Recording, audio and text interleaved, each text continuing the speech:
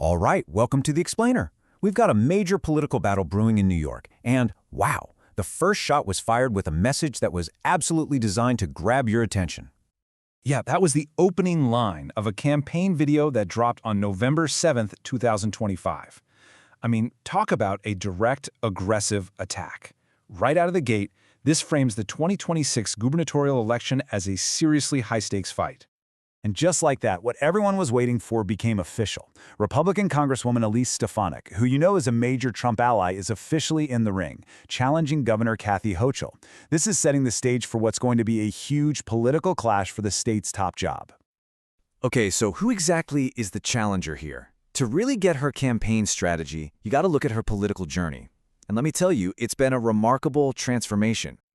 I mean, her political evolution has been just so swift and clear.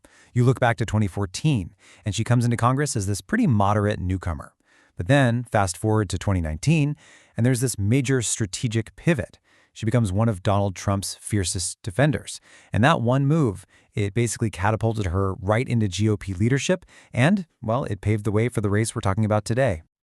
And really, this transformation is the whole story. You know, she started out as a representative focused on her own local upstate district.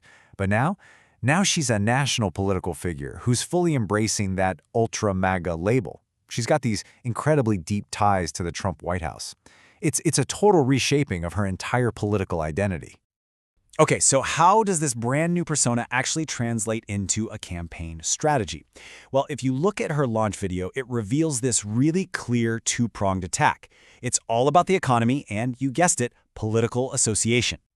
So her main argument is pretty simple. New York is in an affordability crisis, and it's all Governor Hochul's fault. But there's another part to the strategy, linking Hochul to the new progressive mayor of New York City. But you know what's maybe the most interesting part? It's who they don't mention. For all her loyalty to him, Donald Trump's name is nowhere to be found in this first ad. Kind of makes you think, right? Well, the Democrats didn't waste any time. Their response was immediate and just as sharp. The Democratic Governors Association pretty much signaled they're going to run the exact opposite play. They're going to tie Stefanik directly to Donald Trump every chance they get. They're framing her as this ultra-maga candidate whose record, in their words, is toxic with New York voters. All right, so let's talk about the big question. What are her actual chances in a state like New York? It's not a simple answer. When you look at the political landscape and the numbers, well, it tells a pretty complicated story. Look, any Republican running statewide in New York starts with a bit of an uphill battle.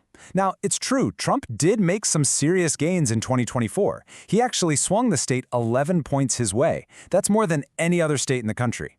But, and this is a big but, he still lost by 13 points. That is a huge gap to close, no matter how you slice it.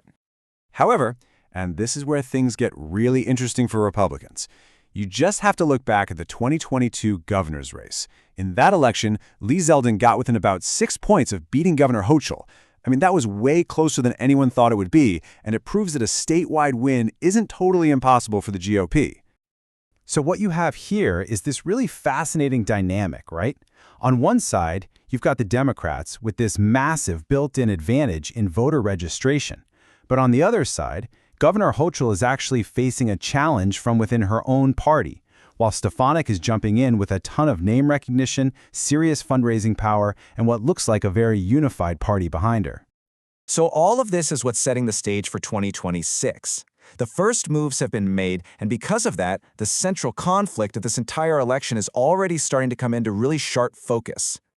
So yeah, the competing stories here are crystal clear. Team Hochul is going to try and make this race a referendum on Donald Trump and a national ultra-maga agenda. Meanwhile, Team Stefanik is going to hammer away relentlessly on New York's economy and try to link Hochul to the most progressive wing of the Democratic Party. Believe me, these are the two stories you're going to hear over and over and over again. And that really brings us to the one core question for this entire race. In a deep blue state like New York, what's going to matter more to voters? Is it the affordability crisis they feel in their day-to-day lives? Or is it a candidate's close ties to Donald Trump? As this whole thing unfolds, the answer to that question is going to decide who leads the Empire State.